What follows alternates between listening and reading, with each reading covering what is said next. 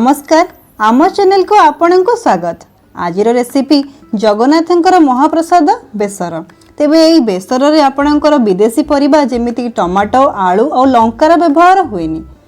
बेसर बनवाई मुझे पाखापाखि प्राय सब परिबा नौछि। परिबा भितर कखारू छुई माटिआलू सारू कांकड़ आदि नहीं। सेहीपरि कंचा कदली को काटी ताको हलदी पानी रे भिजई रखिछि। गोटे चमच जीरा गोटे चमच सोरिष किछि छेचा होइतिबा अदा नहीं। ता सहित 2 ରୁ 3 चमच गुआ घी किछि तेजपत्र कोरा होइतिबा नड़िया गुड़ किछि गोलमरीच और गोटे छोट चमच हलदी गुंड नहीं। जीरा और सोरिष सहित गोलमरीच को मिसई से अल्प पानी दे ताको ग्राइंडिंग करंतु आउ बेसर पई मसला बनांतु। मसला रेडी हो गला। बेसर स्वाद बढ़िया एठी मु किछि बिरी बड़ीर व्यवहार करी। बड़ी को आपण घी रे भाजी रखंतु। प्रथमे एठी पैन को भल से गरम करी नउछि। पैन गरम हैला परे सेथिरे गोटे चमच गुआ घी दियंतु। गुआ घी भल से गरम हैला परे सेथिरे नेइथिबा कटा परिबा को पकेई भल से घांटी नियंतु।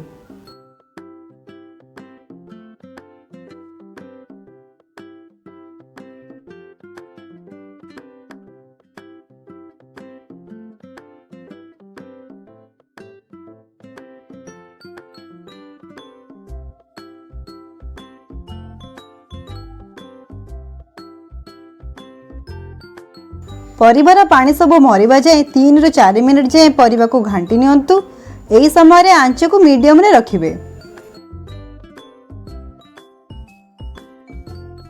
एबे नेइथिबा छेचा होइतिबा अदा को ए परिबार दे गोळी नियंतु।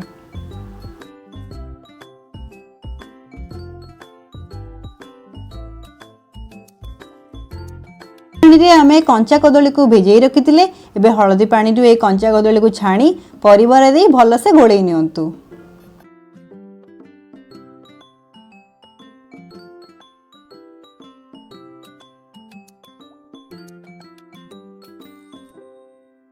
आपणकर घी रे भल से भाजी हो गला परे तार पानी अंश कमी गलानी।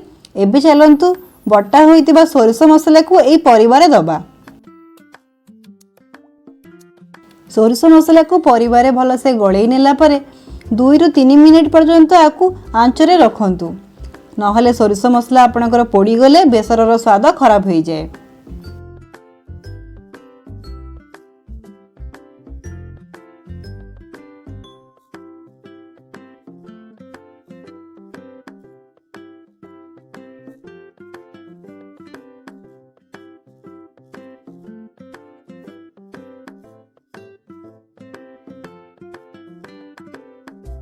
छोट चमच हलदी गुंड 3टी तेजपत्र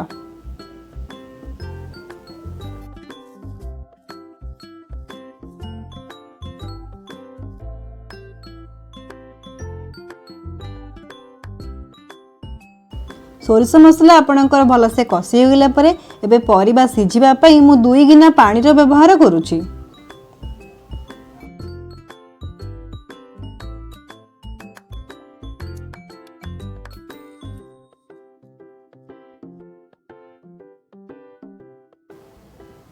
स्वाद अनुसार लुण कोरा होइतिबा नड़िया को तरकारी रे व्यवहार करूची।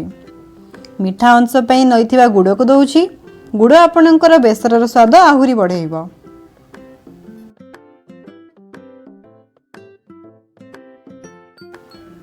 चटू साहाय्य रे मो परिबा गुडी को भल से दाबी नउची। ताहाले परिबा गुडी को भल से मिसी जिवो। परिबा सिझिबा पई छाडी दियंतु। आंच को धीमा रखी ढांकुणी दे अपेक्षा करंतु।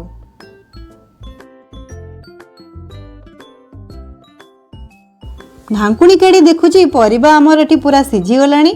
एबे चलंतु आगुरी भजा होइतिबा बड़ी को बेसर रे दबा। आपणकर जदि तरकारी रे आरंभ रे पकेइबे ताले बड़ी पूरा तरकारी रे मिसी जाए। सेति पई तरकारी हबार शेष पर्याय रे बड़ी को दियंतु। स्वाद बड़ी रे भल से रहिबो।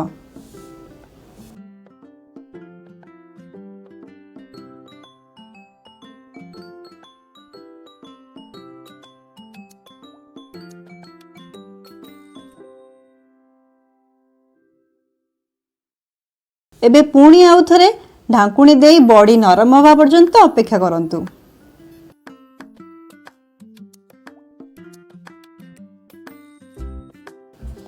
बेसर आमर एटी पूरा प्रस्तुत हो गलानी।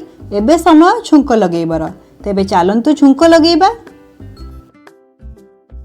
लगेया पई प्रथमे पैन को भलसे गरम करि नियंतु। पैन गरम होला परे सेथिरे नेइथिबा गोटे चमच जीरा और गोटे चमच सोरिष को भलसे भाजी नियंतु।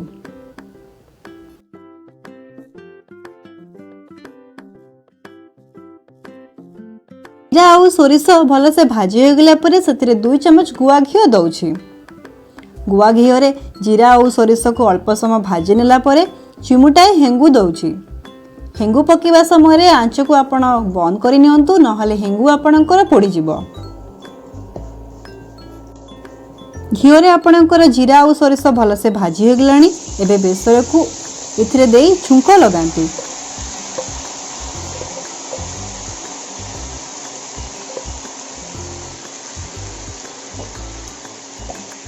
आउ अल्प समय पई तरकारी को आंचरे रखी तापरे काढ़ी नियंतु। महाप्रसाद बेसर परी बनेबा को आमे एटी चेष्टा करिचु। वीडियोटी भल लागिले निश्चय कमेंट करिवे, लाइक करिवे और शेयर करिवे।